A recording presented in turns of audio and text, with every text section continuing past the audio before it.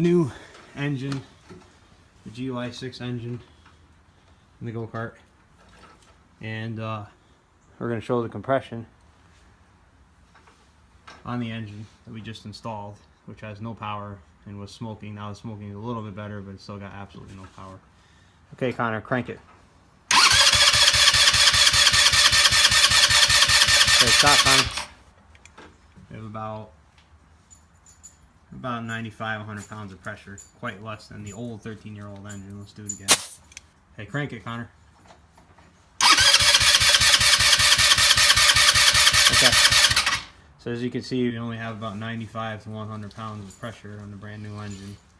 The rings are obviously defective or installed wrong, or one of them is cracked.